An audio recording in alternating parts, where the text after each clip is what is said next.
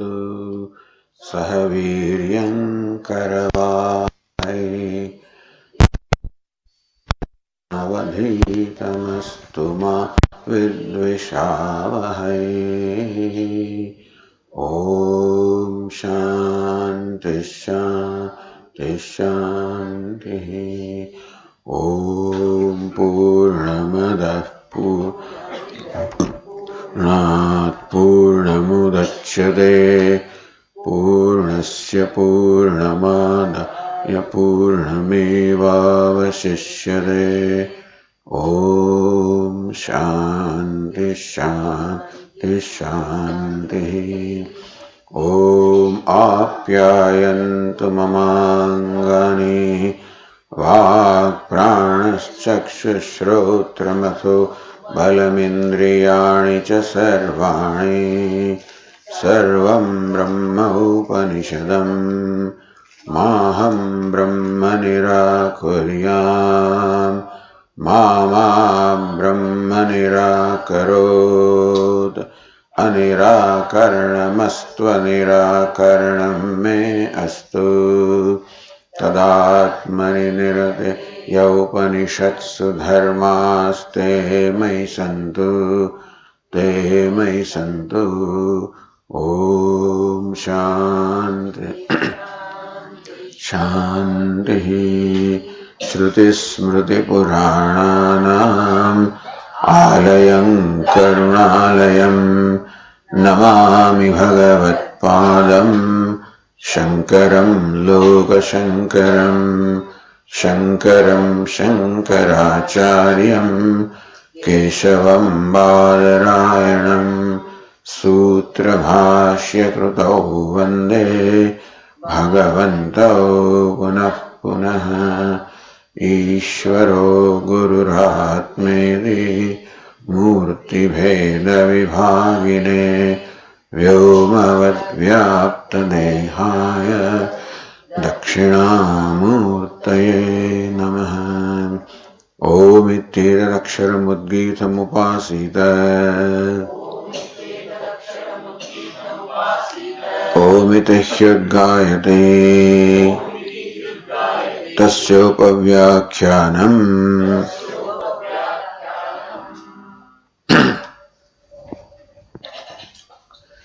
तदेष श्लोकः न पश्यो मृत्युं पश्यति न रोगं नोत दुःखदाम् सर्वं ह पश्यति सर्वमाप्नोति सर्वशः इति स एकधा भवति त्रिधा भवति पंचधा सप्तधा नवधा चैव पुनश्चैकादश स्मृतः शतं च दश च एकश्च सहस्राणि च विंशतिः आहारशुद्धौ सत्त्वशुद्धिः सत्त्वशुद्धौ ध्रुवा स्मृतिः श्रुतिलम्भे सर्वग्रन्थीनां विप्रमोक्षः तस्मै मुदितकषायाय तमसस्पारं दर्शयति भगवान् सनत्कुमारः तं स्कन्द इत्याचक्षते तं Skanda इत्याचक्षते।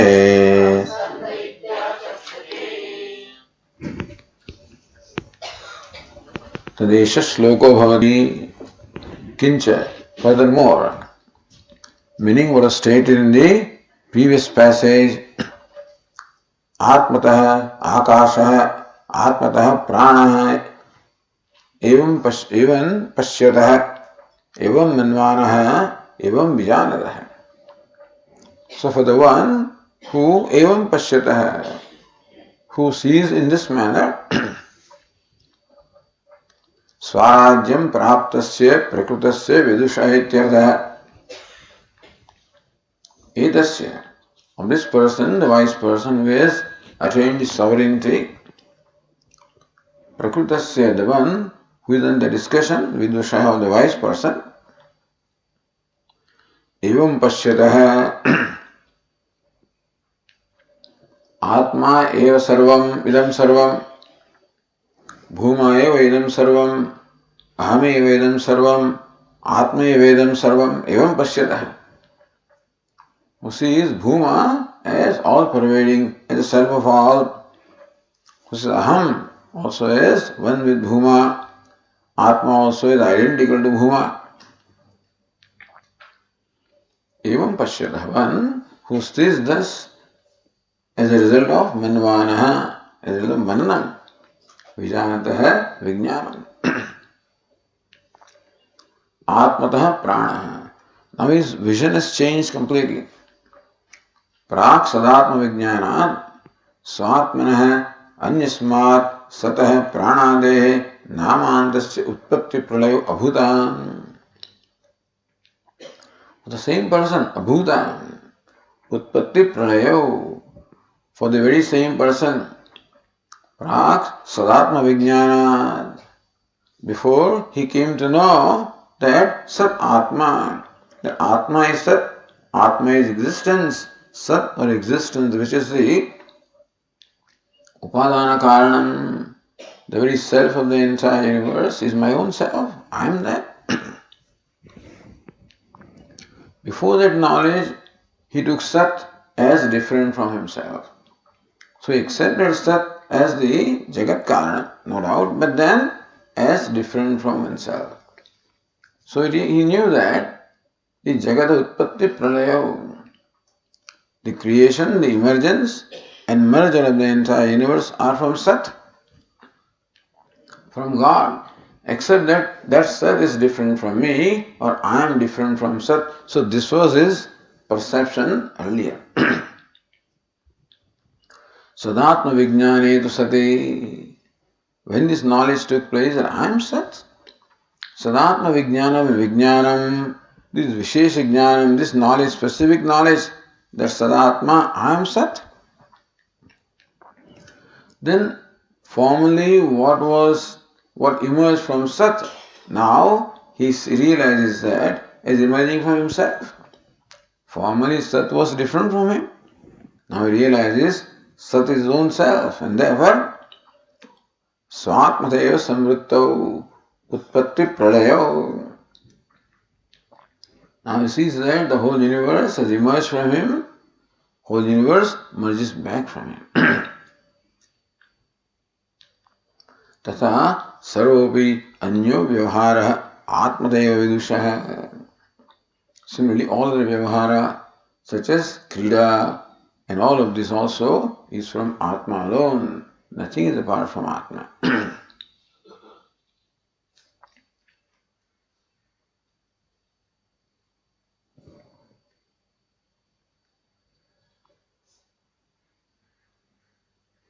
The verse in 13th chapter, Tata eva ja vistara brahma sampadyate tada yada bhuta prasak bhavam ekastha manupashyate. Tata eva ja vistara yada bhuta prasak bhavam. Bhuta prasak bhavam. All this diversity that you see in this universe, ekastham anupashyate, realize that all this diversity is in fact is all rooted in one.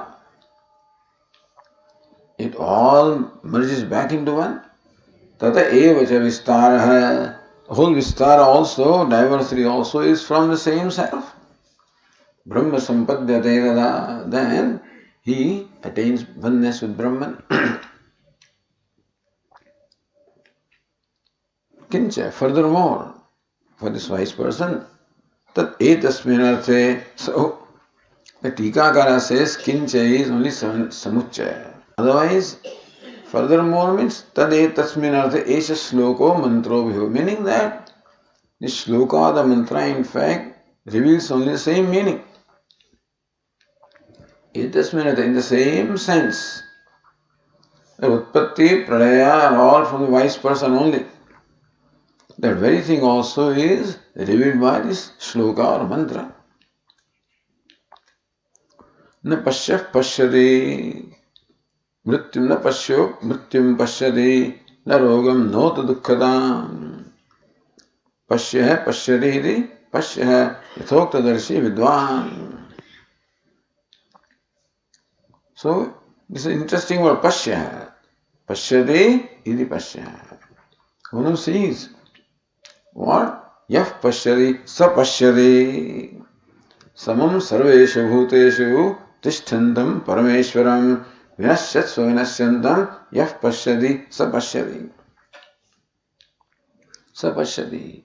One who sees this one among the many, who is changeless in the changing, imperishable in the perishable. The Paramatma in all these insignificant beings and creatures, he sees the same limitless Paramatma.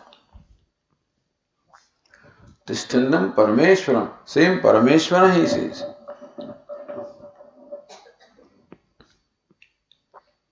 Vinashatsu Avinashyantam, who is imperishable in the perishable.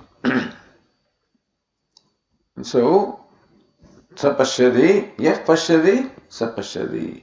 One who sees this, the one in many, the same and all dissimilar, the imperishable, imperishable, the limitless, he sees.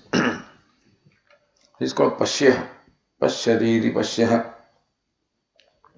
Yathokthadarshi vidwan, the vidwan, the wise person who sees the whole universe emerging from himself and merging back, meaning that his perception of himself is completely changed.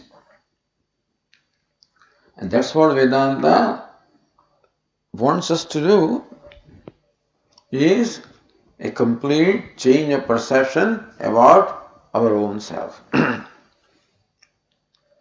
When that changes, when perception of myself changes, my perception about everything else will automatically change. Because the way I perceive others is totally based on the way I perceive myself. And so, that his perception has changed. He no more looks upon himself as this limited being confined to this body, mind, sense complex. He sees himself as Sat, as a very upadana, material cause of the universe, as a very self, as a very substratum upon which the whole universe is projected. So, that's all it means. Emergence also is projecting. So projection is there, and projection then folds up. Mrityum rogam dukkhatam na pashyati. He doesn't see death in himself, disease in himself, sorrow in himself. Formerly, he thought that he was a mortal being. He was subject to old age and disease. He was subject to dukkha or sorrow. He no more sees all this in himself. Not that he does not see. He knows what death is and what old age is and what disease is and what sorrow is. No more associates all of this with himself.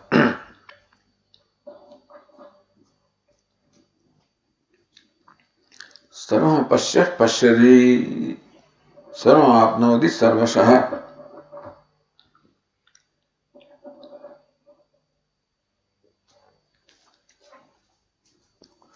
Sarvami pashyah pashyati.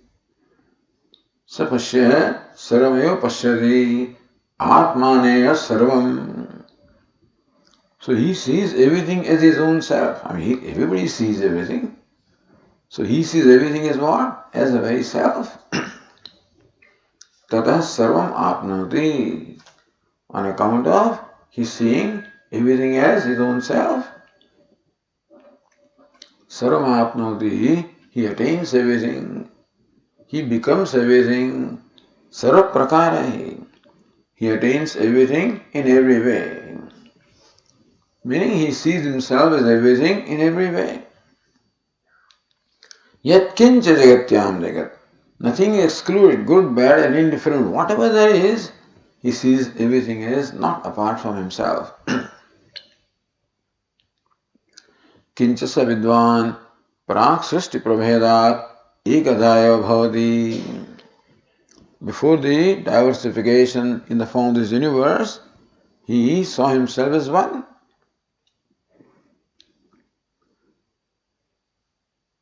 एकधाय सन त्रिदादि भेदैहि अनंत भेद प्रकारो भवति सृष्टि काले. Srishti kale, when then the emergence takes place, when the creation takes place, the idea is that one alone manifests as many. What is one.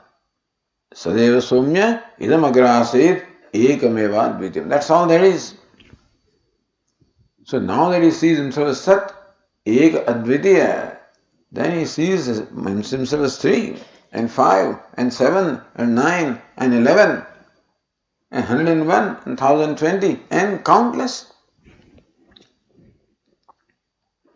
Punah samhara kale moolameva svam parmarthikam ekada bhavam pratipadyate swatantra evaiti. Punah samhara kale, again at the time of dissolution, folding up everything in himself. Moolameva swam parmarthikam ekada bhavam. Ekada bhavam is parmarthikam. That homogeneity is parmarthikam. That's the reality. And the 3 and the 5 and all of these are nothing but projections which are incidental, come and go. So, moolameva swam parmarthikam ekada bhavam pratipadyate. It attains that homogeneity ekada bhavam. Swatantra eva. He being swata independent in creation and sustenance and dissolution. Idi vidyam phalena prarochayan stauti. Upanishad in fact extols his Brahma Vidya. How great it is that the wise person sees the whole universe as emerging from him. He sees the whole universe as nothing but his own manifestation. And then he is free, swatantra, independent and free to fold it up as he wants. So this praising the wise person is praising the Vidya or the knowledge, extolling the knowledge.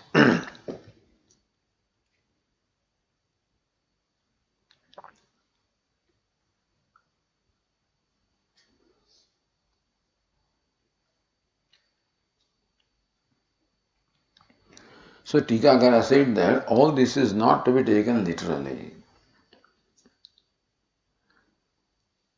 Swatantrev srishti samharayo swatantra muktam.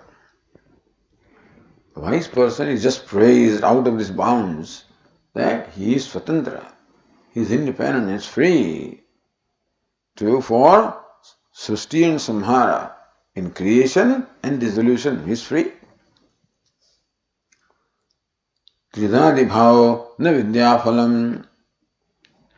That he becomes 3 and 5 and 7 and 9 is not really the main result or the outcome of this knowledge. Mukto bheda abhava.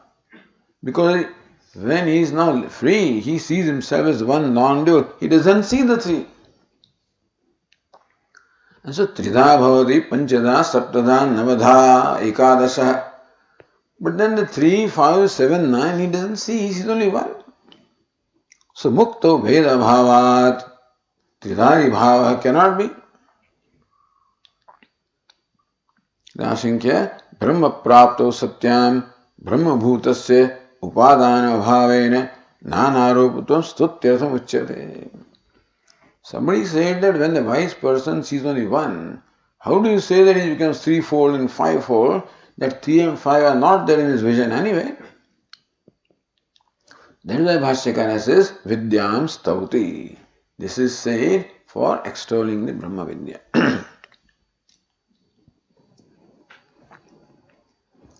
Now says next Anandagiri, second line of the Tika. vidyam tatphalam tadapekshitam stutim cha abhidaya. Everything has been stated. Vidyam, the Brahma Vidya has been unfolded. Tatphalam, the result of the Brahma Vidya, which is what? Jivan Mukti and Videha Mukti. Swarat Bhavati. So the Tikakara said that there is expression of Jivan Mukti, and since there is no reason why the bondage should come back to him, bondage can be there only as long as ignorance is there. When ignorance is not there, then ignorance cannot stage a comeback. So bondage cannot stage a comeback. When light is there, darkness cannot stage a comeback. When knowledge is there, ignorance cannot stage a comeback. So bondage cannot come. Therefore, if he is liberated while living, he remains liberated even after the fall of this body. It doesn't make any difference to him. So that is the Vidya Phalam. And then, by the way, this threefold and fivefold, etc., he said, Tat apekshitam stutim cha vidhaya. And apekshitam. So Vidya Phalam, the result of the knowledge is stated. Then stuti also, because Shruti wants to enjoin this knowledge, wants to emphasize the importance of this knowledge, value of this knowledge, inevitability of the knowledge, that you have to have this. For that is stuti. So parva stuti or praise or extolling is so prarochayan, to create ruchi, create a liking, a desire, an enthusiasm in this person to acquire that knowledge. So whatever needed to be stated has all been stated. Nothing remains to be stated. Ahar Shuddha Vityadahe Tatparyamaha. So what's the purpose of the next sentence now? Ahara Shuddhau Sattva Shuddhi Sattva Shuddhau Dhruva Smritihi. Ahara Shuddhau, when the food is purified, Sattva Shuddhi, the mind becomes pure. Sattva Shuddhau Dhruva Smritihi. When the mind is pure, then there is the unfailing Dhruva Smriti, unfailing memory and knowledge. Smriti Lambe Saragranthina Vipramoksha. When you gain this Smriti or the knowledge or abidance in the knowledge, then all the granthis or all the knots in the heart, they all fall asunder. That's what the Upanishad says, prescribing sadhanam. So this also is a style, shaili. Having said it is in Kenopanishad also, elsewhere also, Mundava Satyena Tapya Tapasa Labhyesha Atma, etc. So even after stating the whole Shastra, it is sometimes done that you also prescribe the mean sadhanam. In case after all these upadesha also the knowledge has not taken place, then this sadhanam also is prescribed. As for in Bhagavad Gita, in 15th chapter, everything is stated. Idi guhyatamam shastram vidamuktam mayanaga. This most secret shastra has been told by me. Then comes 16th chapter and 17th chapter prescribing sadhanam. So Daivi Sampat is against the Asuri Sampat. Satvikta is against, so Rajasikata or Tamasikta, whatever. So here also, this is stated, the sadhanam is stated for this vidya. And so, Bhashyakara says, Atha iti. Atha idanim yathoktaya vidyaya सम्यक् अवभासकारणं मुख अवभासकारणस्य इव आदर्शस्य विशुद्धिकारणं साधनम् उपदिश्यते ahara shuddhau. So sadhanam upadeshyate. But the Shruti now is, the Shruti gives instruction about the sadhanam, about the means. Mukha avbhasa karanasya adarshasya visuddhi karanam. Just as you may be standing in front of a mirror and still are not able to see your face clearly because there is a lot of dust on the mirror. So when the dust is removed, Vishuddhi, so when the surface of the mirror is purified, is cleaned, then Mukha Avabhasa Karanasya, that very Adarsha, that very mirror, becomes now the means of revealing your face. So formerly face was not revealed because of the dust or the dirt. When that is removed, the mirror now reveals Avabhasa. So reflects your face, reveals your face. Your face is there in the mirror. But the dust was the obstacle, pratibandhaka, which did not allow the face to be revealed. When you remove that, face which is there itself is revealed. So also the self is always reflected in the mirror of the mind. Mind is compared to a mirror. And just as it is the nature of the mirror to reflect whatever lighted object is there in front of it, so also is the nature of the mind to reflect consciousness. Except that when we look at our mind, we see an ego. We see that reflection, a distorted reflection. Distortion also is there, and impurities are also there. So we see ourselves as a distorted self or as an impure self. Ahankara is a distortion of the consciousness. And then also I am a sinner, I am whatever, that's all the impurities also. That is not because I or the consciousness really is impure, but the impurity is in the reflecting medium, namely the mind. The distortions are there, impurities are there, and therefore it is necessary to clean up the mirror of the mind. So vidyaya samyak avabhasa karanam, that this knowledge gets very clearly revealed in the mind. Mind reveals this knowledge, meaning mind reveals the true nature of self. Mind reveals the self as it is. So vidya, knowledge is what you perceive. So just as I perceive through senses also, I perceive myself. And if the self is revealed clearly, I perceive it clearly.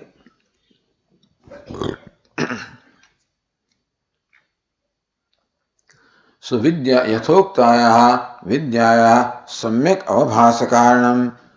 So vishuddhi karanam, vishuddhi really. So mukha avabhasa karanasya aditya adarshasya vishuddhi. So also vishuddhi or the purification of the mind is the karanam, is a means for the very clear manifestation of the self in the mind. So it says ahara shuddha. With that in mind, the Upanishad says ahara shuddha.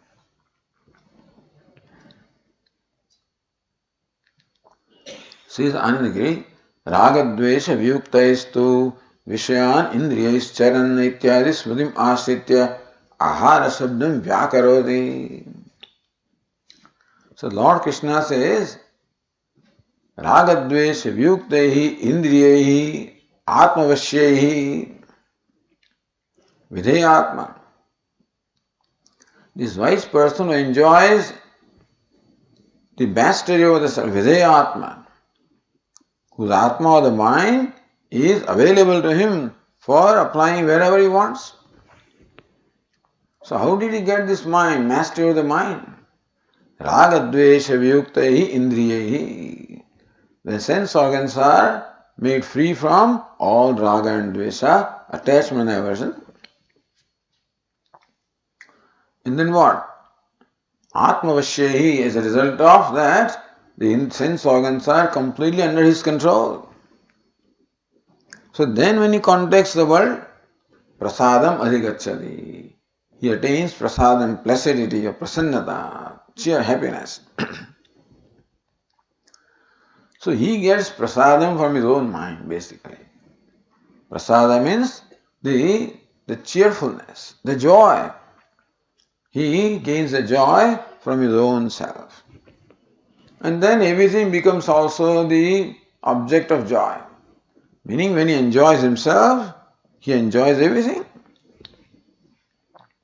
And therefore making the mind, that is sense organs with the mind, making the mind free from the raga dveshas is what the Bhagavad Gita describes as lakshana or characteristics of a wise person. Therefore, indriyehi vishayancha indriyehi. So there Lord Krishna says that he perceives all the sense objects through his sense organs that are devoid of raga dveshas or purified. Meaning that whatever you perceive through all the senses is what is meant there in Bhagavad Gita. So based on that, Bhashyakara also gives the same meaning to the word ahara.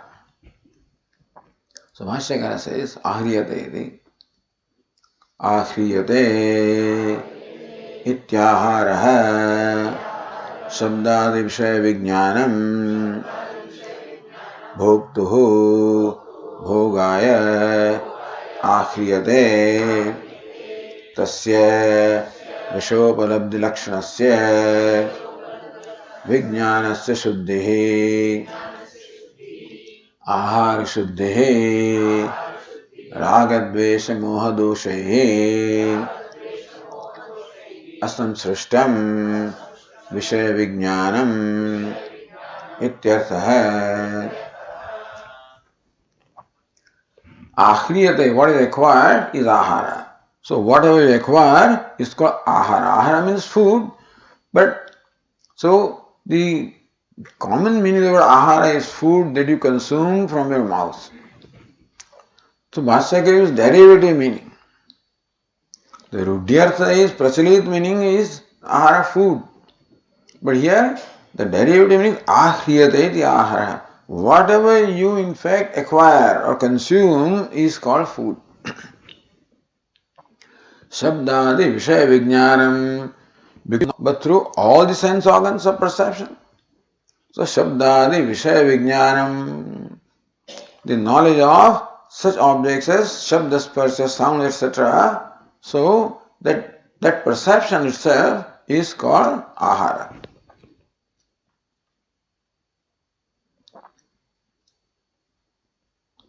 Katham tasya ahriyamanatvam, Anandagiri says. How do you say that you are consuming or you are eating the sound and taste and touch and stuff like that? Says bhoktuhu bhogaya ahriyate. This bhokta, this person, the enjoyer, perceives those sense objects for his own pleasure, for his own bhoga, for his own enjoyment. And therefore, whatever is perceived through all the sense organs, and of course it includes the conventional food. Conventional ahara means food, that is included. But also includes whatever it is that we consume through all the sense organs. Tasya vishayopalabdhi lakshanasya vijnanasya aharasya. So that ahara is of the nature of vishayopalabdhi, perception of the sense objects through the organs of perception. So vijnanasya shuddhi, that vijnanam, that perception, that cognition, shuddhi, the purification of that vijnanam. It's interesting. The purification of mind follows the purification of the knowledge. Ahara shuddhi. So whatever you see, whatever you hear, whatever you taste, whatever you touch, whatever you smell, all of that should be that vijnanam, shuddhi, the purification of that perception or cognition of the objects through all various objects and organs of perception. So that vijnanam must be, the vijnanam is called food. Vijnanam is perception. So whatever you perceive or cognize through the sense organs means the whole universe, consisting of the five objects. Universe is what it is. It is the vijnanam of perception, our knowledge must become purified. So first of all, we should only indulge in what is pure.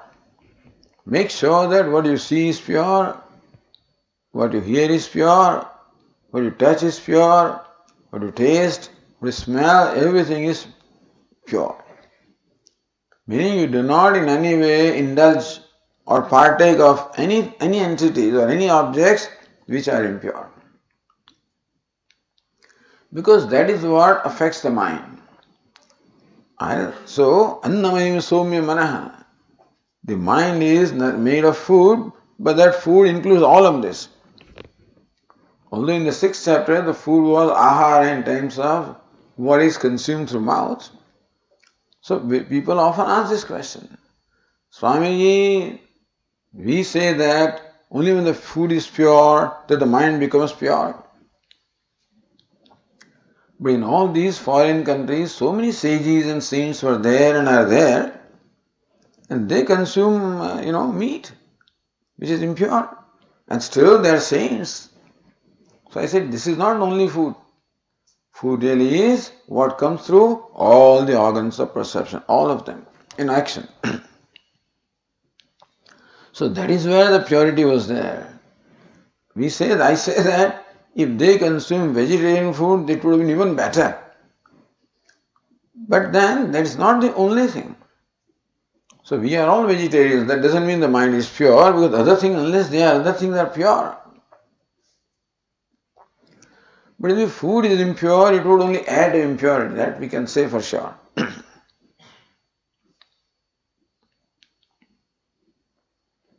So vijnanasya shuddhi, ahara shuddhi.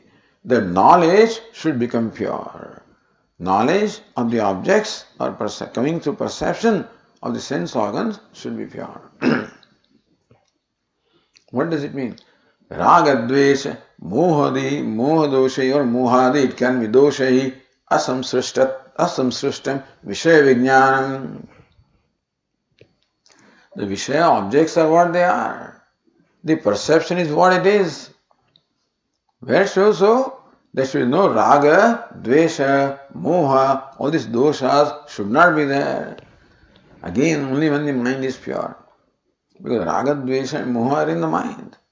How can the vijnana, how can the perception be free from attachment and aversion and greed, etc., unless the mind is free from that? So ultimately it amounts to only the freedom of raga, dveshas and moha in the mind. Because how do you assure that what you see and what you hear is devoid of raga, dveshas? The objects don't have raga, dveshas. The sense organs do not have raga, dveshas. The perception doesn't have raga, dvesha. Only mind has raga, dveshas. Its own distortion of what it perceives. So this is the nature of mind, to project its own problems, own distortions, own attachments, aversions, delusion, whatever it is all projected. And then we brand the object as impure. But really that is in the mind and projected upon the objects. So ultimately it only amounts to purification of mind. How can you purify knowledge? It's a mind that perceives, so raga, dvesha, mohadi, doshai, asamsrishtam, vishaya vijnanam. So Bhashyakara did not want to confine the meaning of ahara to the food, but one would extend that through all the sense organs, all objects. Meaning that Ragadvesha vyuktaihi indriyahi vishayancharat. The indriyas, meaning the mind, should be free from raga and dvesha. Otherwise, what happens? That everything keeps on contributing to impurity. Dhyayato vishayan pumsa sangasteshu vajayate sangat sanjayate kamah krodha moha etc. It is not the sense objects that do that. Even though poor sense objects are condemned there. Vishayan, dhyayato vishayan, as though the vishayas do that. The vishaya, the sense object, creates in him a liking, and then a desire, and then a craving, and then anger. They don't do anything. It's only when you deliberate upon the vishaya, think of them with a mind which possesses ragadvesha. Otherwise, simply analyzing, you see, all scientists, everybody, they inquire into the sense objects, with an objective mind, if you do that, they don't create any problem. But only when we dwell upon the objects with a mind that possesses raga and dvesha, it is that mind that projects. If the mind is raga, it will project all virtues on the object. Mind is dvesha, will superimpose all kinds of defects upon that object and brand that object as desirable and undesirable. It's a mind that brands an object as desirable when it dwells upon that with raga, undesirable when it dwells upon with dvesha, and builds up. That thought builds up into desire and anger and whatever. So all the time blaming the sense objects is, always the world is condemned, and sense objects are condemned, vishayas are condemned, women are condemned, these are condemned. But the problem doesn't lie there. Problem lies in the mind itself. It's from raga, dvesha, moha, etc. And so, when the mind has to be made free from that. But then, when I contact the world with this kind of a mind that only contributes to the raga dveshas further, that's all it is.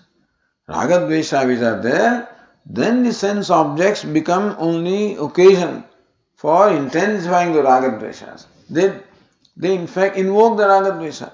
It's already there. When I contact a sense object, the button is pushed, and then raga dveshas, which already in my mind, they just surface. And they control my mind. They control all my dwelling and deliberation. And therefore, it means making the mind free from this impurity of raga, dvesha, moha. Says, Anakidvashi tasya shuddhi asankya raga, dvesha, moha doshi asamsrishtam vijnana. The knowledge or perception or cognition rather, which is untouched by the dosha, the defects of raga, dvesha, moha. Then ahara shuddhi phalam aha. So what's the phalam, result of this ahara shuddhi, purification of the food? Tasyam ahara shuddhau satyam tadvatah antahkaranasya sattvasya shuddhi nairmalyam bhavati. Tasyam ahara shuddhau satyam. When that ahara shuddhi, the purification of ahara takes place, then tadvatah antahkaranasya. Aharavatah antahkaranasya. The antahkarana that is possessed of that pure ahara or the food, sattvasya shuddhi nairmalyam bhavati. Sattva, the antahkarana, becomes pure. This is a river, So, basically, ahara shuddhi can be there only when the sattva shuddhi is there. I don't know how Bhashyakara sees sattva shuddhi taking place, there is ahara shuddhi. Say that ahara should be free from raga, dvesha, moha, doshai asam srishtam, vijnana. How can it be as long as there are raga, dvesha, moha in the mind? How can your knowledge or cognition become free from that? All you can say is that whenever any ahara takes place, whenever any perception takes place, we should not allow that perception or cognition to push the button. Because that is where raga, dveshas and moha, which is all there in the mind, all of them, they surface. Whenever I contact anything, matra spashastu kamante shitoshna sukha dukkhadaha. Some shita ushna sukha dukkha will automatically invoke from my mind. That is when I deal with it. That's when the pratipaksha bhavana is applied and raga dveshas are neutralized. All we can say is the cognition becomes an occasion for us to apply our detergent of the pratipaksha bhavana to clean up the mind. So sattvasya shuddhi nirmalyam bhavati.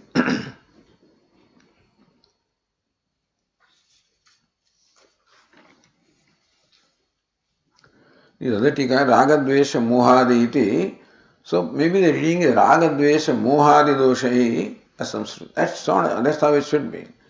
Not confined to raga dvesha moha, but all, these doshas.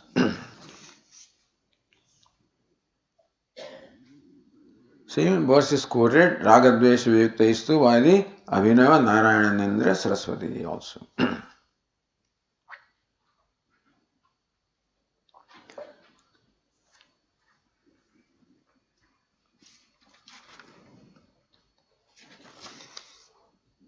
Then Bhashyakara says, Sattva Shuddhau cha Satyam Yatha Avagate Bhumatmani Dhruva Avichinna Smriti Avismaranam Bhavati.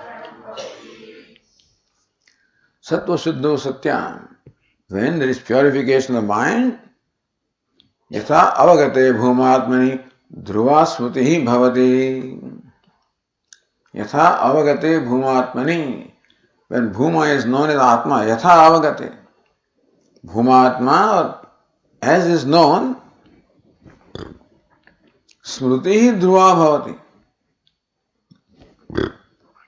So, it is interesting that Avichinna Smriti Avismaranam Bhavati. The memory becomes avichinna or constant. Meaning that you gain abidance in this knowledge. That's what it means. When the mind is pure, then one gains abidance in this knowledge. Meaning thereby that the knowledge could have perhaps taken place even with some impurities remaining there.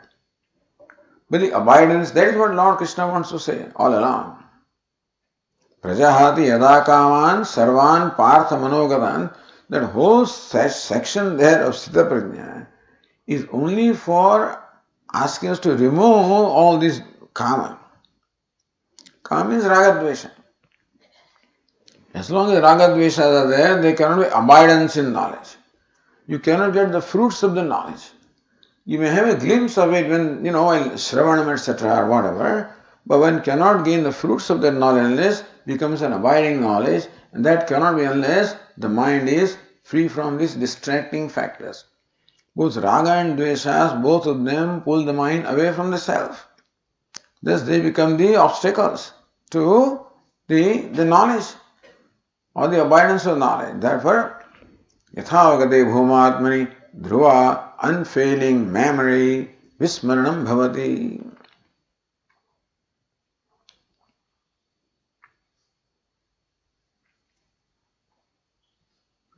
Then Smriti Labha Phalam Darshayati. So what's the result of Smriti Labha? Says Bhashyakara. Tasyam cha labdhayam Smritilambhe sati Sarvesham Avidyakrita Anarthapasha Rupanam Aneka Janmantara Anubhavena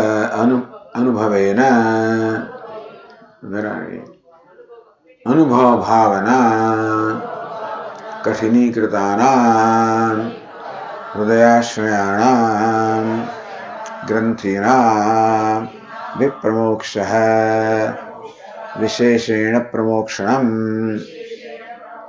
विनाशो भवतीति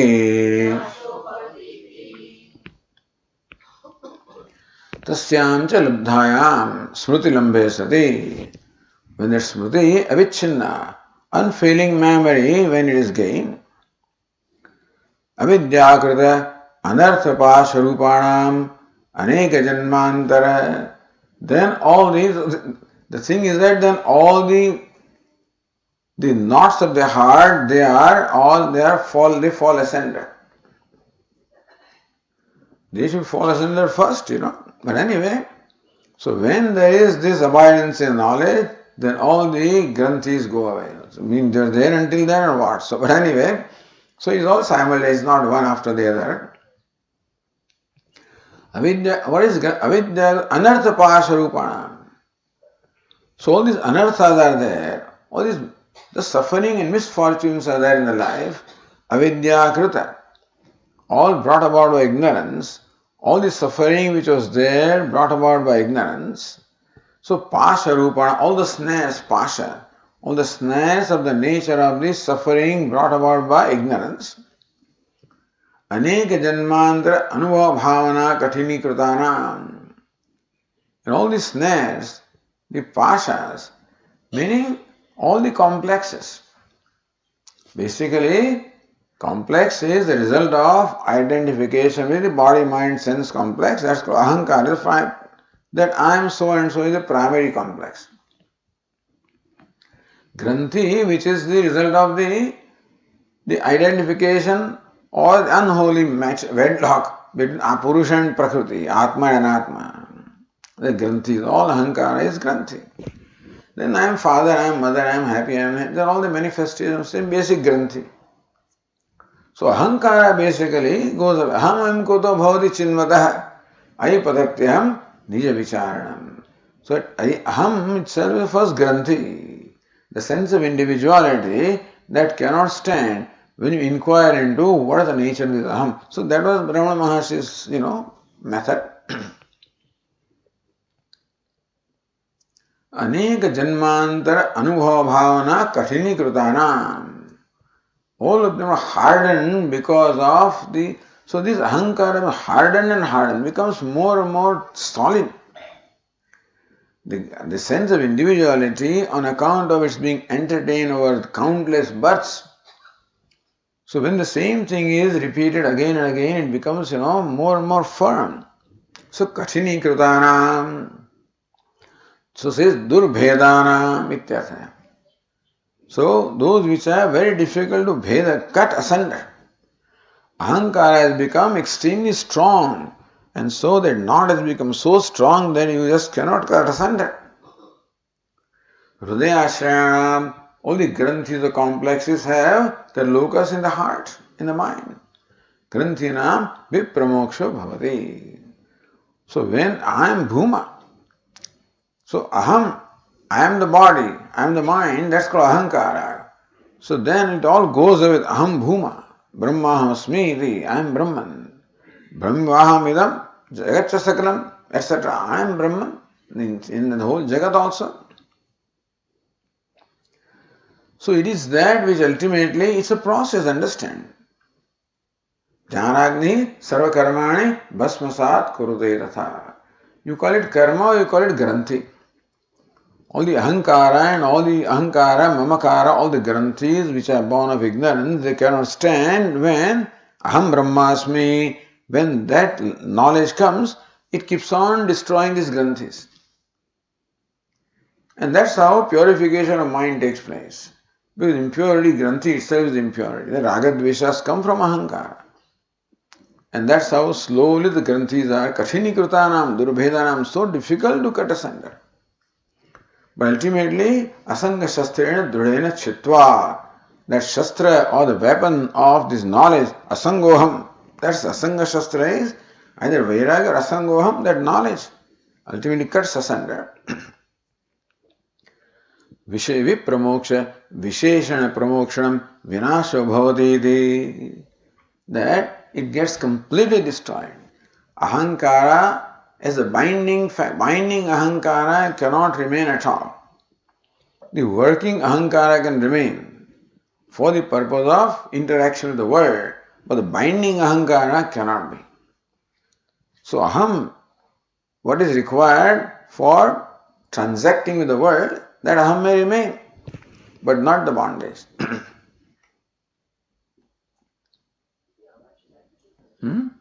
અહીંયા વાત થાય છે.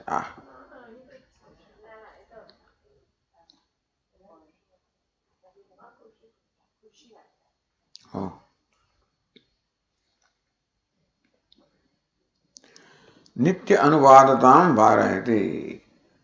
It doesn't remain, So, says Bhashyakara yatah iti. Yatah etata uttarottaram yathoktam ahara shuddhi moolam tasmat sakarya ityarthah. Don't think that these granthis will go away just like that. Yasmat etar uttarottaram yathoktam ahara shuddhi moolam. So granthina vipramoksha, the complete destruction of all these knots, they are asunder in the heart. When does that happen? Dhruva smriti, when there is unfailing memory. When does that happen? Ahara shuddhau, when there is purification of ahara. So sattva shuddhau, when purification of mind is there. When does that happen? Ahara shuddhau, when there is purification of food or what you consume. Uttarottaram, yathoktam ahara shuddhi moolam, meaning all these says ultimately its moola, its root or base in ahara shuddhi, in purification of ahara, purification of food, purification of whatever we consume. Tasmat sa karya. So Bhashyakara is therefore ahara shuddhi karya. So one must be very clear and very devoted towards ahara shuddhi. Make sure that whatever you consume from whatever source, nothing impure is consumed. Do not allow any impure things. Don't read anything, don't see anything, don't hear anything that can pollute the mind. Because mind can be very easily polluted. And so Narada would say, give up all the company of the people also, who can create wrong samskaras in you or who can disturb your shraddha, etc. Give up all that associations. Give all the varta, all the discussion also you give up. There he mentions 3, etc., meaning that this kind of varta also has all effect on the mind. Everything affects the mind. And therefore, one must stay clear of all this. So this is where our free will can come. This is where ahara shuddhi, we can always weed out or exclude anything that is impure. Karya.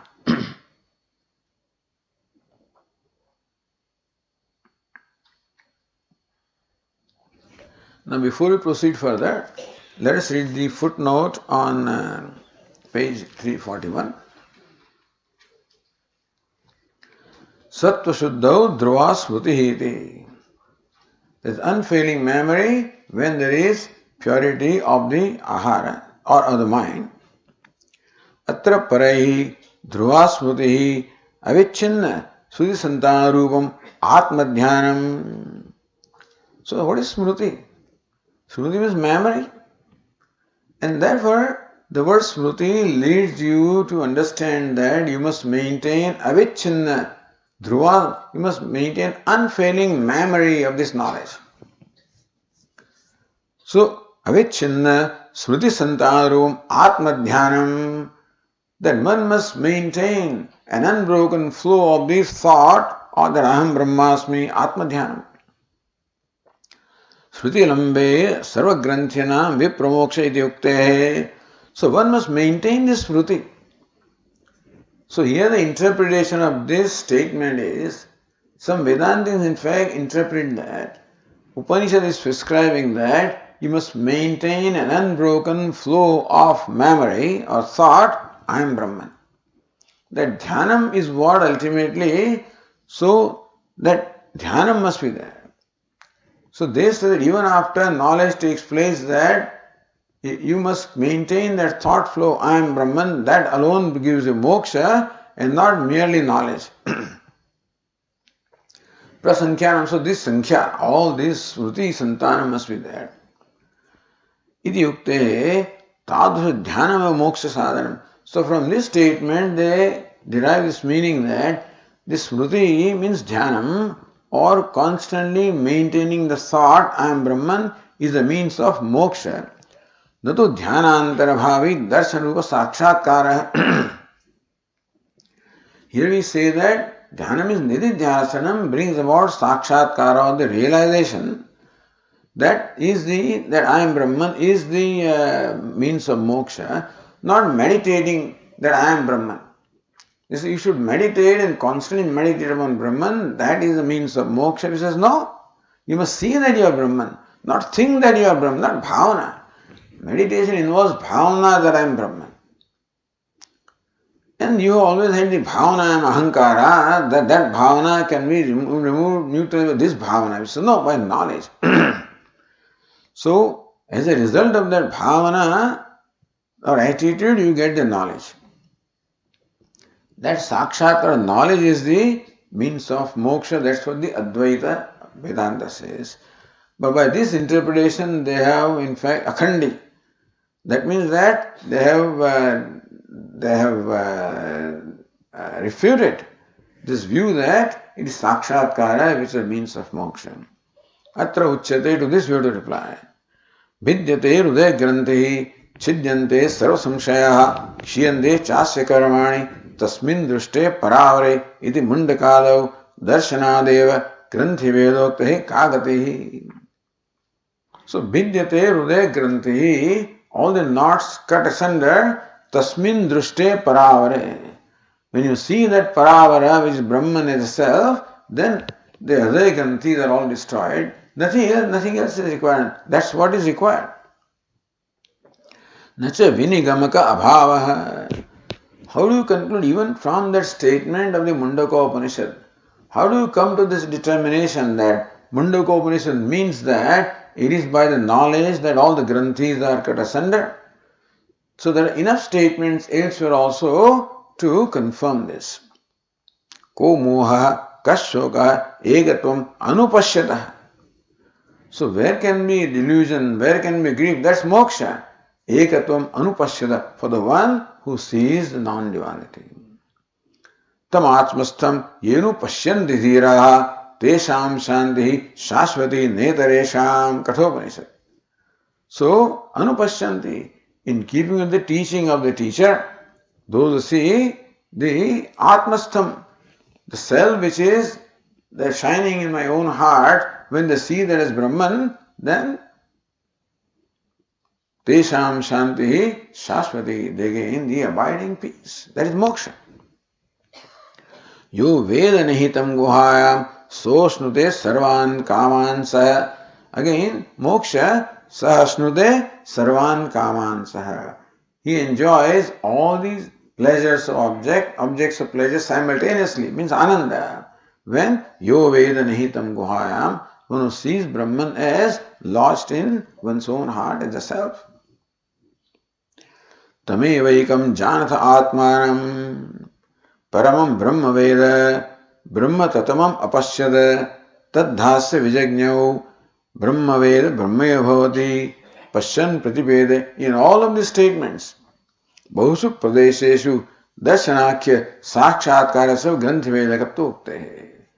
That it is the darshana, seeing oneself as Brahman, not meditating on oneself Brahman, seeing oneself as Brahman is what destroys those granthis. Vedanam cha jnanameva. So Brahma Veda, Brahma, what is Veda? Jnanam, knowledge of Brahman. Kvachit vidina arabhya upasana upasamhara. So sometimes they begin with knowledge, ved in the sense of upasana. Paroksha jnanantaram upasanam karvityadartham. So that Veda is paroksha jnanam by way. So, evam Veda. When they say it is paroksha jnanam which leads to upasana or meditation. Upasana prakarneshu eva Adityam Brahmid Upasita Ityadishu Ukta Duktai. So, Upasana Prakraneshu, in those Prakranas alone, this Upasana is stated, but then Upasana, so Paroksha Jnanam, Upasana, and then Aparoksha Jnanam. तथा च ध्रुवा स्मृति ही अस्मन् मते ध्रुव संस्कारः एव.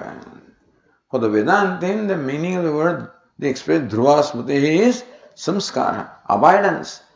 So the Dehatma samskara is there, it must be replaced by the Brahmatma samskara. Tasya smriti, why is it called smriti then?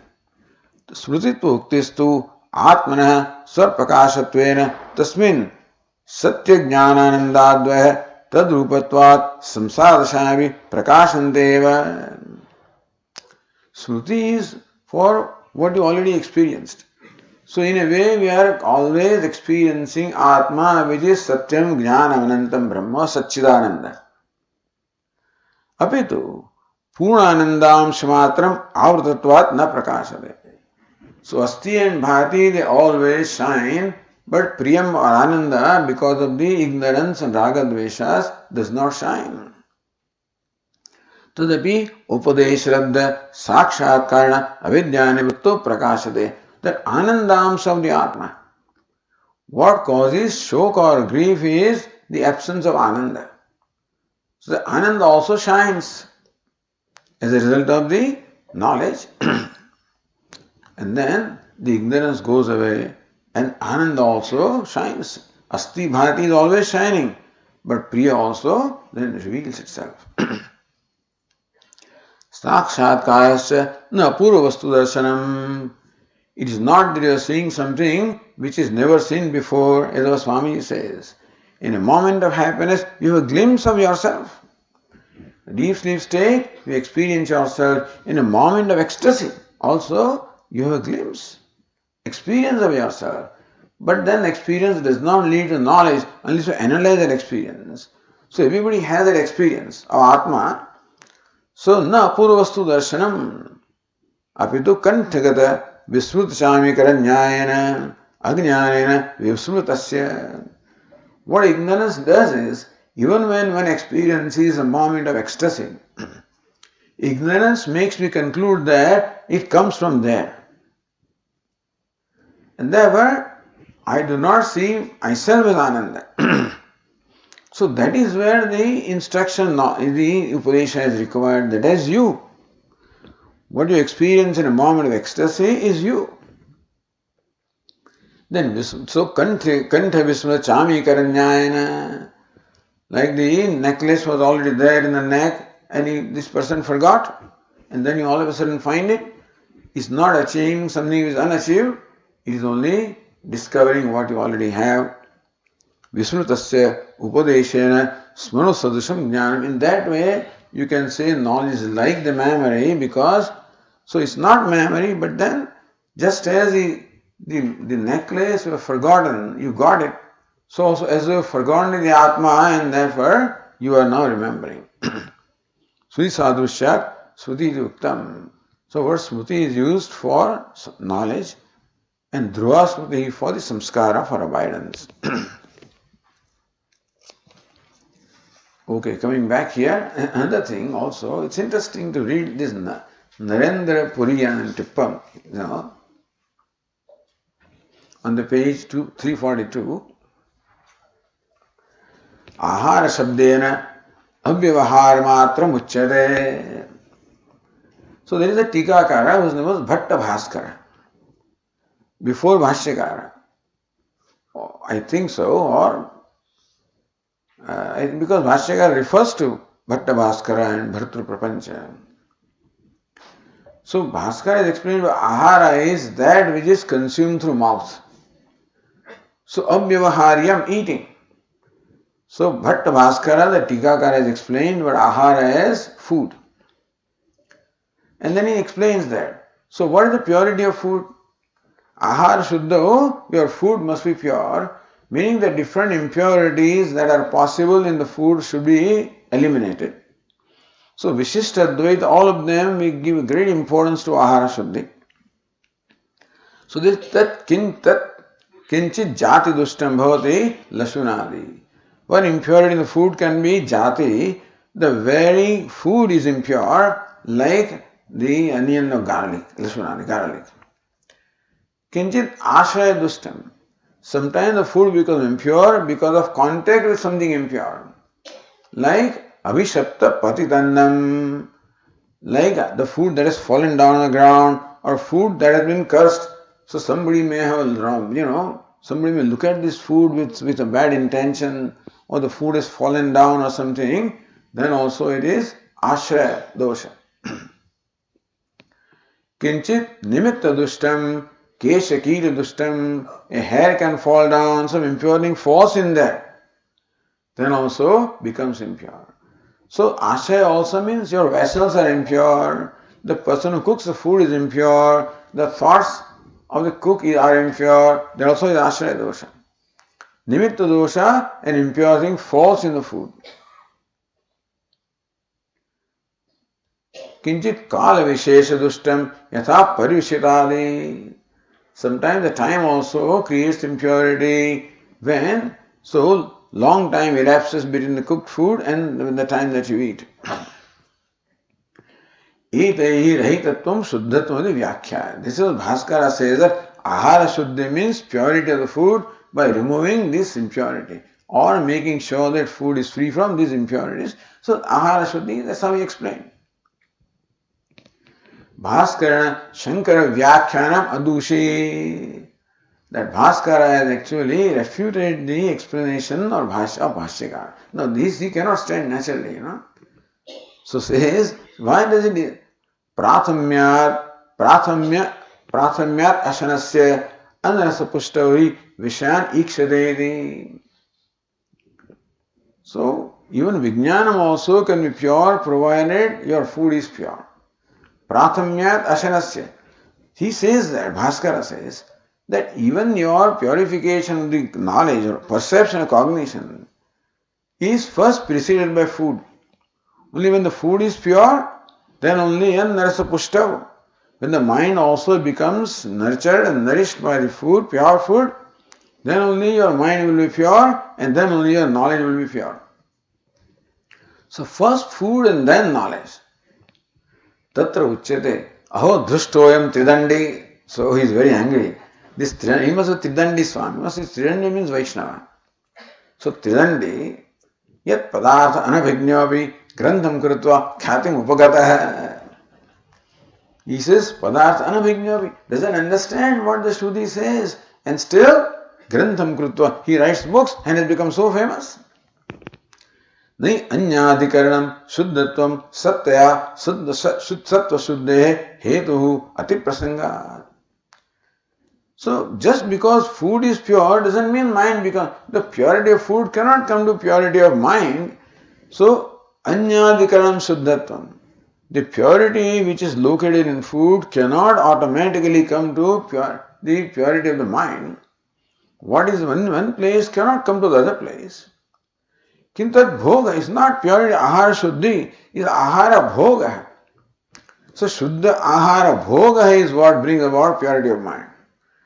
Food is pure, but unless you eat it, it cannot contribute to your purity of mind. So, if you take literally ahara shuddho sattva shuddhi, that when the food is pure, the mind is pure, that cannot be. Only when pure food is consumed, that's when the mind is pure. Vishayopalabdhischa purushasya bhoga prasiddha, then Vishayopalabdhi, the cognition of sense objects also is bhoga, is very well known. Charvana nigarana dehe prana vyaparatvat prathavyam cha asiddham. So what is eating food? Charvanam, chewing, nigaranam, swallowing. That's what you do when you eat food. Prana vyapa is a vyaparapana vayu. Prathamyam asiddham. It doesn't take place first. Jnanam vina asiddham ashakyatva. Before you eat the food, you have to know what the food is. Before you eat the food, before you put it in your mouth, you should know what the food is. So Jnana must come first, then Bhoga comes. So Vashyakara, Vijnanam comes first, Tasmat yadruchaya upanatasya अन्नपानादेः विषयस्य रागादिरहिते इंद्रियैः ग्रहणम् एव आहार शुद्धि सत्व शुद्धे हेतु. Not merely the shuddhi of the food, but yadruchya upanarasya annapanadehe, the food and water, etc., which is brought by somebody. So this wise person this person doesn't even go out he doesn't seek food. Yadruchya upanatasya, the food that is brought by Ishvaricha. Annapana vishayasya ragadahita indriyahi grahanam. So when food comes before you, how do you respond to that? How do you relate to that? Raga dve ragadi rahitahi indriyahi. No reaction to the food. Neither attachment, nor you attack the food like you're going to grab it or consume it. So no attachment, no aversion. Therefore, welcome the food. Whatever the food is, welcome the food. No criticism of food, no dosha of the food at all, because that's what creates impurity. The food may be anything, but when you react, that's the impurity of the mind, and that creates impurity. So ragadi indriyahi grahanam eva ahara shuddhi, and therefore consuming that food without raga dvesha is ahara shuddhi. Sattva shuddhi, that ahara shuddhi is the cause of the purification of mind. Same verse is quoted in the Gita. Okay, coming back to page 342, Ashyakara continues.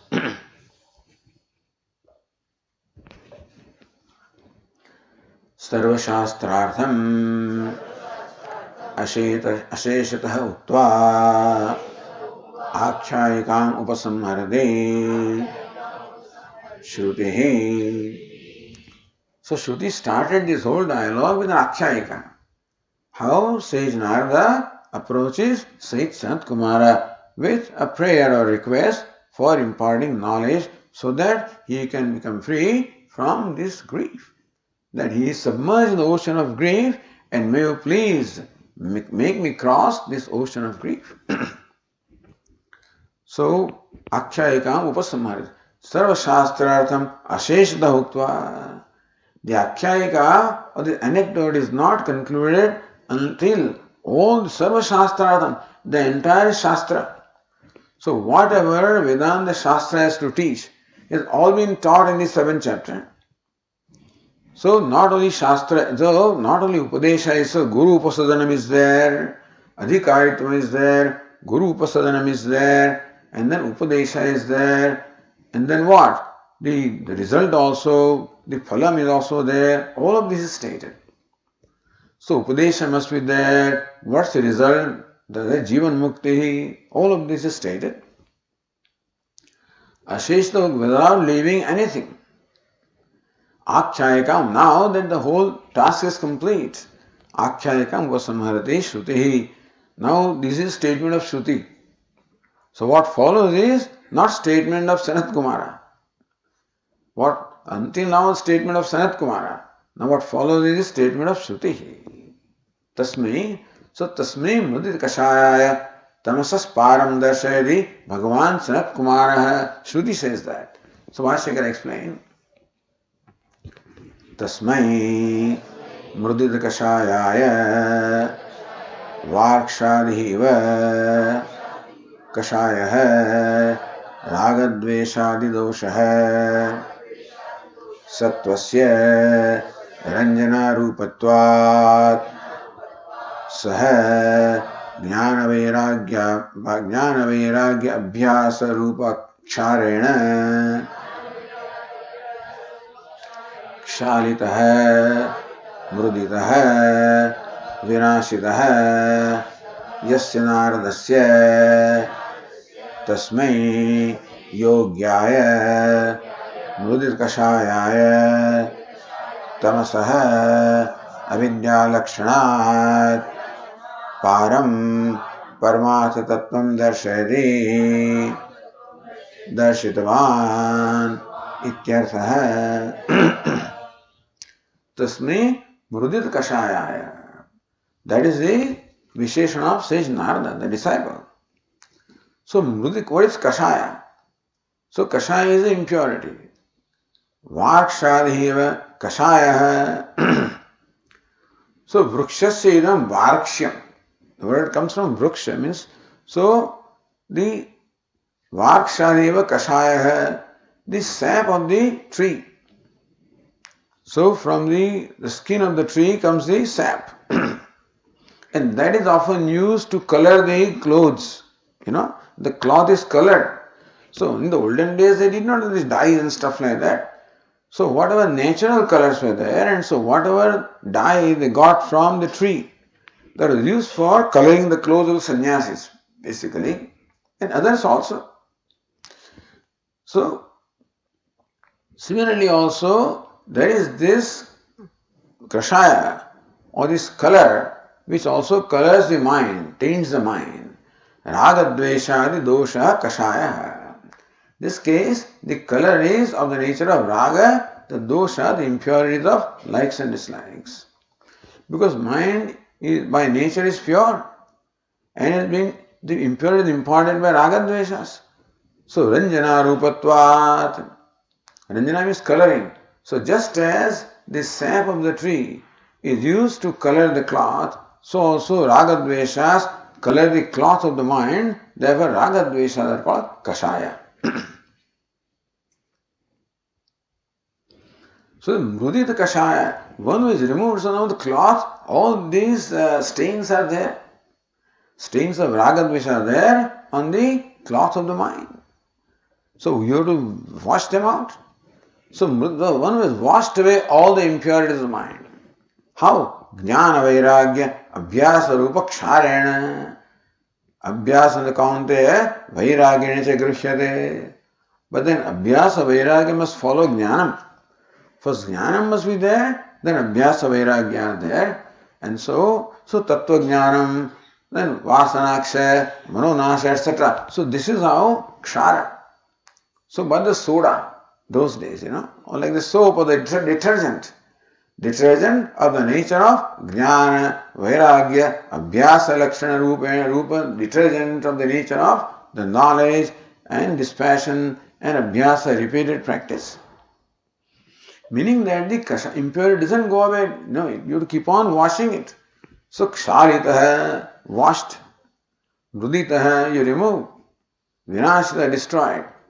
You wash the cloth, remove that stain, and finally you go on in this process until the stain is completely destroyed, completely removed. Now, it can be done as far as the cloth of the mind is concerned, you can completely clean it. This cloth may or may not be. Since purity is the nature of mind, it is possible to completely remove the impurities of ragadveshas. Yasyana mrudi kashayaya. So mrudita kashaya, yasya saha mrudi kashaya. One is kashaya or impurities all completely removed or washed away. Tasmai naradaya yogyaya. So Sayyid Narada is the fit adhikari. He was always pure, but whatever ahankara he may have had, all of that went away also. So he comes to Sanat Kumar with a pure mind, very open mind, very honest, that I am grieving. Even though I am an accomplished person, I am grieving. And I have come before you at your feet to please give me upadesha so that I become free from grief. Shows purity of the mind. So mriti kashaya yogyaya, meaning that one should become a seeker like Narada, who enjoyed a mind free from all impurities. Tamasas param darshayati Bhagavan Sanat Kumara. So tamasah, avidya lakshana, fifth case, avidya lakshanat param, tamasah param, the other shore of ignorance. Ignorance is like the ocean, other shore of ignorance. Paramartha, what is that? What's the other shore of the ignorance? Knowledge. Paramartha tattvam darshayati darshitavan. Said Sanat Kumara showed to Narada the other shore of the ocean of ignorance. Continuing, Kosau Bhagavan. So Shruti says, Bhagavan Sanat Kumar. Shruti says, Kosau, who is the one Who did this to sage Narada? Who made him cross the ocean of ignorance and grief? Who is that? Bhagavan. So he is a Bhagavan. So what definition of Bhagavan? Bhashyakara quotes here from Vishnu Puranam. Utpattim pralayam chaiva bhutanam agatim gatim vetti vidya vidyam cha savacho bhagavaniti vetti. So one who knows, he is called Bhagavan. What does he know? Utpattim pralayam chaiva. Who knows the creation as well as the dissolution. Bhutanam. Who knows the creation and the dissolution of all the beings. Agatim gatim. Anandagiri says on the page 340, Agatim gatim ayavyayav. So coming and going of what? So sampat apadav agaminyav. One knows what sampatti and apatti. So what fortune and what calamity is going to also come, one knows so future also.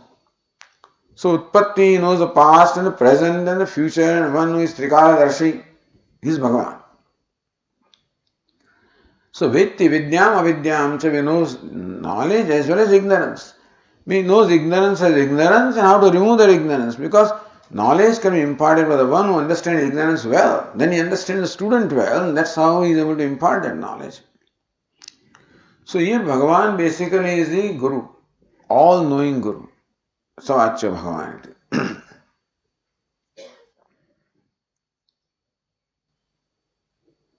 Says Bhashyakara, Evam Dharma Sanat Kumara. Sanat Kumara was the one who possessed his virtues.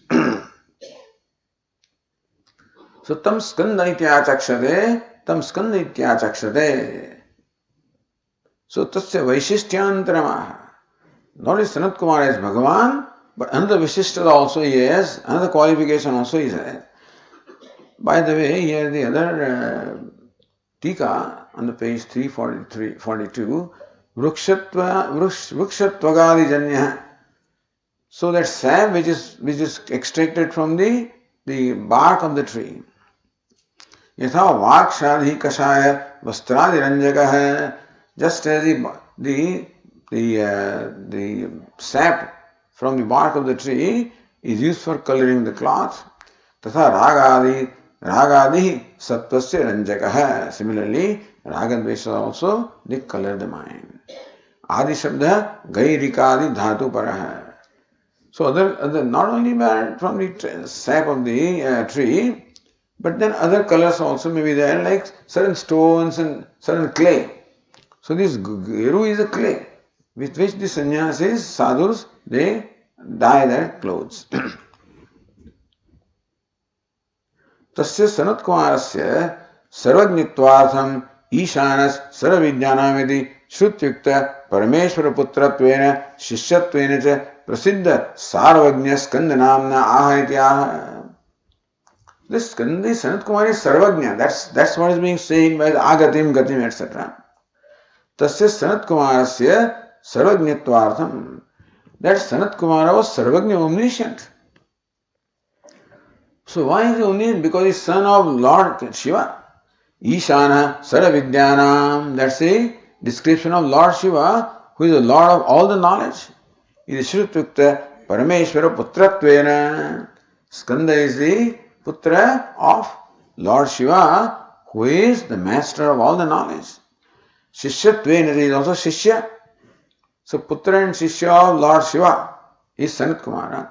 And therefore he is Sarvajna.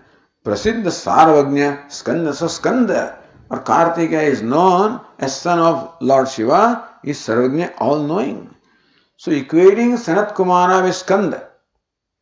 Equating Sanat Kumara with Skanda is to impart the omniscience to Sanat Kumara also, that this Guru is omniscient.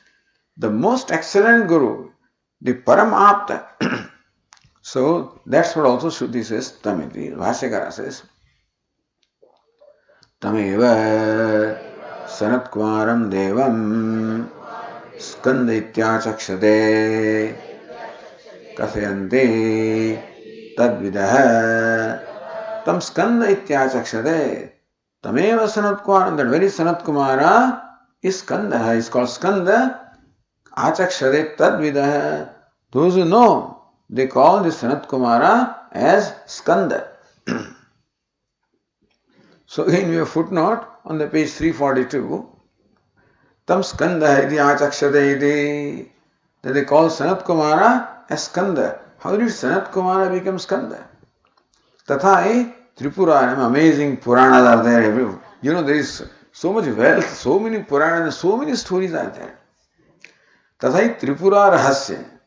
So in the text called Tripura Rahasya, Mahatmya Khanda, in the Mahatmya Khanda, Saptatrimshadhyaya, in the Adhya 37th chapter, Brahmaputra Sanat Kumarakhyo Rushi. It is well known that Sanat Kumara is the Manasaputra of Brahmaji. So, Brahmaputra, son of Brahmaji, Sanat Kumarakhyo Rushi, the sage named Sanat Kumara. Rushabha Parvate Vasan, he was dwelling in the mountain called Rushabha. Tatra Agatam Swapitaram Brahmanam Papracha. Someday, Brahmaji himself visited Sanat Kumara, his son. Sanat Kumara asked his father, हे पितः मया स्वप्ने देवासुराणां महद्युद्धं तत्र मत्कृत दानवधस्य दृष्टः. O revered father, O revered sir, the other day in the dream I experienced what? Mahadyuddham, a great battle. Devasuranam, in my dream I saw a great battle between the devatas and asuras, gods and demons. Matkruta Danavadasya, and I saw myself as destroying the demons. That's how I saw. This Brahmana Rushi, he saw this. Tasyakam Karana. What can be the reason for this? How can I be the destroyer of these Danavas? Brahma Avadata. Then Brahmaji replied, Putra Purva Janmani Tvam Viprakule Janitva. In the previous birth, before you became my son, you were born in the family of Brahmana. Devasuranam Yuddham Shrutva. As a child of the Brahmanas, he must be listening to all these Puranas and Kathas and listening to these Devatas and Asuras, gods and demons. Swam Asuran Jedam Kruta Sankalpa. See, children have all kinds of things. When you hear, then you want to be like Arjuna, you want to be like this. So that's what the child will think. Similarly, this Brahmana boy, listening to this Devasura Sangrama, because you keep fighting with Ravana. What happens when you read Ramayana as a child? You identify with Rama and you keep fighting. And you want to, Rama, Arjuna you identify and you want him to throw this weapon and that weapon. When he does it, then you become so excited. When Arjuna is defeated, then you become so sad. So that's how children are. That's the whole idea of all these stories also. So Swam Asuran Jetum Kruta Sankalpa, as a child, you yourself did the resolve that I am going to destroy these demons. Ajñārādhanam kurvāṇah eva mrutah. As a Brahmana, he was a very pious person also, and therefore worshipping Agni, meaning performing his nitya karma, etc. That's how he died. Tatah upasana prabhavat mo putrattvena sanjatah. So because of the worship, the power of the worship that you perform in the previous birth, you are born as my son. Tat Purva Vasanaya you are my son now, and that Vasana is there. When you you resolved, to destroy these demons. So Purva Janma Vasanaya Tvaya Idrusham Drushtam. So the Vasana of the Purva Janma, earlier birth, manifested as a dream. So what you saw in the dream is the result of the Vasana, the desire that you entertained in the past birth. Tvam swechaya anyat janma labdva tatsaram sadhishyasiti. O my son, you will now be born by your desire. Meaning you will with your own sweet will take new birth. And tatsarams, and whatever you resolved to destroy the demons, all of that you will accomplish. Iti uktva nirgataha. Having said this, Brahmaji left. Tato gacchati kale. Then some time elapsed. Kadachit, at once upon a time, Bhagavan Shankara Parvatyasa tam desham ajagama, because Rishabha Parvata. So maybe on the tour, so Lord Shiva and Parvati must be perhaps, just, I guess, wandering around, touring around, and they happen to come to this place where Sanat Kumara is. Anandamagnam kimapi paricharyadim akurvanam stabdam tam drishtva. So Lord Shiva and Parvati comes and this sage is sitting there. Anandamagnam, absorbing his own ananda, and therefore he is like, he's completely stunned. He is motionless. So even when they come, he does not respond in any way because he is so absorbed in his ananda, in his swarupa ananda. Kimabi paricharyadikam akurvanam. Otherwise, Bhagavan comes to a place, naturally you will rush and you will, treat them properly. No such thing happened from Sanat Kumara. Stabdam tam drishtva. So Sanat Kumara is stabda, is motionless, is unresponsive, and it can be also interpreted as he is stiff, he is arrogant, he does not even bend down, he does not even bother to show the courtesy of treating or welcoming the guests. Kupitopi Bhagavan. So actually in his mind, Lord Shiva was quite upset, quite angry, but he saumya vacha. But in a very sweet, sweet words, varam abhishtam dadamite. In fact, Lord Shiva says that I will give you your desired boon. Iti upachandayat. And so he flattered Sanat Kumara. Actually inside he was upset, Lord Shiva, but outwardly flattered and okay, I'll give you whatever boon you want. Okay? Sanat Kumarastu, look at the arrogance of this Sanat Kumara. Ahameva te varam dadyamiti. So I'll give you a boon, he says to Lord Shiva. Look at him. Bhagavan, so Lord Shiva says, okay. Taritvam ma putro bhaviti varam vavre. Lord Shiva also accepted that vardhanam and says, Tvam tarhi tvam ma putro bhava. All right, then you become my son. So that's the boon I'm asking. Tadangi krutya. All right, Sanat Kumara accepted that. Aham tava ayam nija putro bhavishyami. I'll become your son, but Manasa putra, not Yonija. I will not be born through womb. I'll become your son, all right, but not born through womb.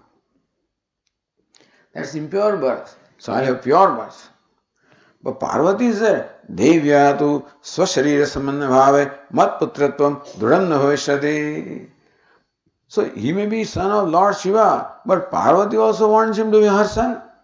And unless you are associated with my body, I cannot feel like you are my son. And therefore, iti ukte Sanat Kumara. So when Devi Parvati said, then Sanat Kumara says this. Yatra Devi Shariram Visrakshati Tatra Sharavanam Utpatsyade Tadvane Aham Janma Labheyam iti. So Yatra Devi Shariram Visrakshati. So wherever the Devi will cast off her body, Tatra Sharavanam Utpatsyate, there will be a Vanam. Sharavanam, the now becomes Sharavanam. It is Sharavanam. Shara means all these reeds, and the whole forest of the reeds are there. That grass that grows, stiff grass, reeds, is called Shara. Shara is like an arrow, So it's a very sharp grass. So there will be a whole forest of that Shara or that grass or reeds wherever the Devi discards her body. Tatra tadvane aham janma labheyam. I will be born in that Sharavana. So it's called Sharavana Bhava. So one of the names of Kartika is Sharavana Bhava. It's a long story of how the Virya of Lord Shiva is and these Krutikas are there, all these, constellations are there. So then 6 Krutikas were there as rising fish and they consumed that And that is why in this Vanam forest, this child was born. Something like that. So Sharavana Bhava. And since he had 6 mothers, he was born with 6 faces, So that's why he said Shanmukha. Iti tamapi santvayamasa. So he consoled Lord Shiva also, I will become your son, and said to Parvati that I will also be in a way associated with the body by being associated with Vanam, which will grow where a body will fall. Tata kadachit Sharavane skando jata hai. Saying Sanat Kumara was born as Skanda or Kartikeya in that Sharavanam, in that forest of reeds. Devakaryamcha Asura Samharatikam Akaro, well known that he was born basically for killing Tarakasura, and that's what it is. So Senani Nam Ham Skanda, he became the Sena, this Senapati, he became the commander general of the Devata, the army of Devatas. So how Sanat Kumara is called Skanda, that's the story here. And then the last sentence is Dvirvachanam Adhyaya Parisamaaptyartham Tam Skanda iti achakshate Dvirvachanam. So this sentence is repeated for the Adhyaya Parisamaptyartham, that is for conclusion of this chapter. The Shruti repeats that sentence, So that's for the conclusion of this teaching also, the 7th chapter. Iti Chandogyopanishadi Saptamadhyayasya Shadvimshaya Khanda Iti Chandogyopanishad Brahmane Saptamodhyaya Samapta. The 7th chapter is complete. Iti Chandogyopanishad Shankaravasya Saptamadhyaya Shadvimshaya Khanda, the Shankaravasya and Tippani and Tika and all of this also becomes concluded here. This is great, to be able to study this, we must enjoy some grace, no doubt, because uninterrupted study. There are interruptions of days, but no other obstacles are there, And so, at the same time, we have to study at our own pace, because there is no timeline. So you take your own time, and thus you enjoy what you do.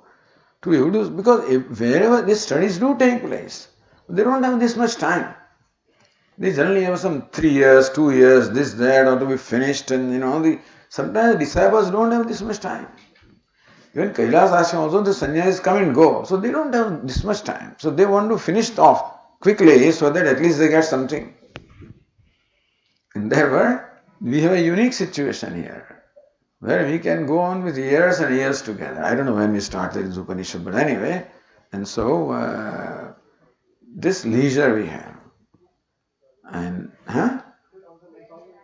2003? 2008 we started? Okay, so 7 years ago. 1/9/2008, look at that. So 1st September 2008 when we started our session, that's when these Upanishads must have been started. Okay. So another 1 or 2 years, a couple of years will go on, still we have the 8th chapter to go, So 7 years have already passed. And so all we can do is what? Namah Paramurshibhyah. We can only pray and we can salute and express our gratitude, to all the gurus. Sadashiva Samanambham, Shankaracharya Madhyamam, Asmadacharya Pariyantam, Vande Guru Paramparam. That's all we can do. Namaskara is all we can do, because there is nothing more that this cannot be done by ourselves or on our qualification, our strength at all. It has to be purely nothing but the flow of grace. And we are happy, we are very fortunate that we enjoy that grace from all the parampara.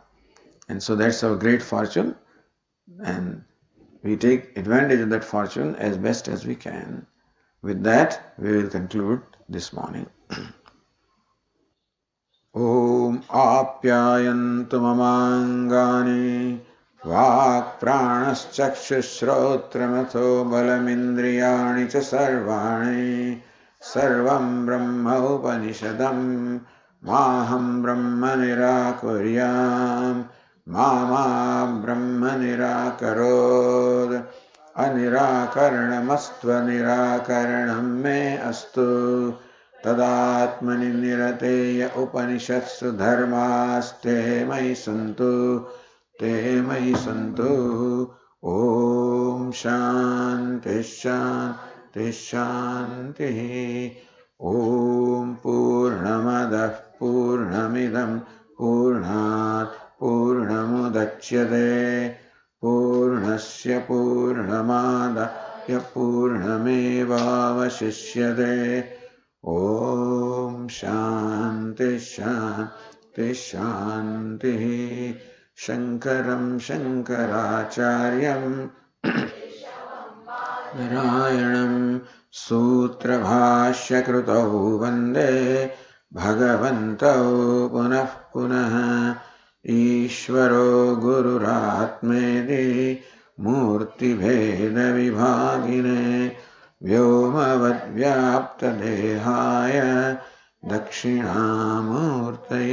नमः। ॐ शान्ति शान्ति शान्तिः। हरि ओम श्री गुरुभ्यो नमः। हरि ओम।